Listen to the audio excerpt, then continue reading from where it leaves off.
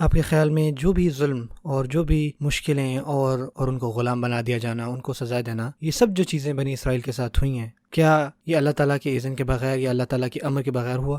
جو انہوں نے آگے چل کے غلطیاں کیں، انہوں نے جو نافرمانیاں کیں، وہ جو اللہ سے دور ہوئے، ٹھیک ہے نا، کچھ لوگ کہتے ہیں ہاں یہ اس کا رزلٹ ہے اور کچھ کہتے ہیں نہیں، اور پھر اللہ تعالیٰ آگے چل کے ان کو یہ یاد دلا رہے ہیں جب اللہ تعالیٰ نے ان کو آزاد کیا وہاں سے، اور آزاد کرنے کے بعد انہوں نے کیا کیا؟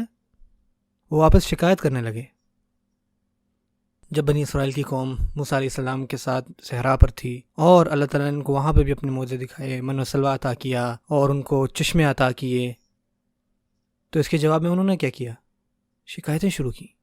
اللہ تعالیٰ نے ان کو من و سلوہ عطا کیا، لیکن پھر بھی وہ کہتے رہے کہ ہمیں پیاس چاہیے، ہمیں زمین سے چیزیں چاہیے۔ ان کو یہ چیزیں کہاں ملا کرتی تھیں؟ جو لوگ ایک نسل کے بعد دوسری نسل تک غلام رہے، ان کو یہ سب چیزیں وہاں سے یاد تھی جہاں پہ وہ غلام تھے، اور اللہ تعالیٰ کے اتنے ان پر انعام ہونے کے باوجود بھی وہ پھر بھی شکایتیں کرتے رہے، اور اللہ تعالیٰ نے ان کو انہی میں سے ایک نبی بھی عطا کیے۔ اور سب سے پہلے موسیٰ علیہ السلام کو اللہ نے کہا کہ ان کے پاس جائیں اور سب سے پہلے ان کو ریمائنڈ کروائیں کہ جو بھی ان پر اللہ تعالیٰ نے فضل کیا اس کا ان کو یاد دلائیں، جو بھی نعمت اللہ تعالیٰ نے ان پر کی ہے وہ ان کو یاد دلوائیں جا کے۔ آپ نے جو بھی مانگا، جو بھی خواہش کی، اللہ تعالیٰ نے دیا۔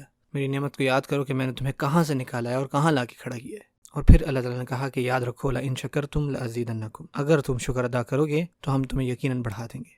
ایک دفعہ میں ایک پاسٹر کے ساتھ بیٹھا ہوا تھا، ایک منسٹر تھا، اور رابع لوگوں کا جو یہودیوں کا جو تھا، وہ جو رابع تھا وہ یہودیوں کا، تو مجھے کہنے لگ گیا کہ جو بھی فلسطین میں ایشو ہو رہے ہیں اس کے اوپر مجھے بات کرنے لگا۔ اس کو لگا کہ میں فلسطین سے ہوں، حالانکہ میں کبھی فلسطین نہیں گیا اور نہ ہی کبھی میں نے وہاں پہ قدم بھی رکھا ہے، لیکن وہ مجھے کہتا ہے کہ بھائی تمہیں فلسطین میں امن کیوں نہیں چاہیے؟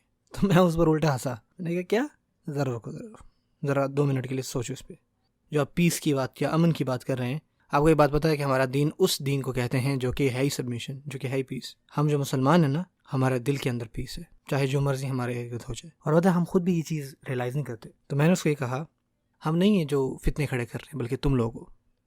اگر ہمیں کوئی مشکل بھی پہنچ رہی ہے نا، تو اللہ تعالیٰ ہمیں اس کا اجر دیں گے آخرت میں، لیکن تم جو ہے وہ دوسروں کو تکلیف دے رہے ہو، اللہ تعالیٰ قیامت کے دن تمہیں دگنی سزا دے گا، اور تم لوگوں کو کہیں وہ امن، وہ پیس نہیں ملے گا جو تم لوگ یہاں تلاش کر رہے ہو، حتیٰ کہ تم لوگ اللہ سے استغفار کرو، اللہ تعالیٰ کی طرف تم لوگ بھی واپس لوٹو۔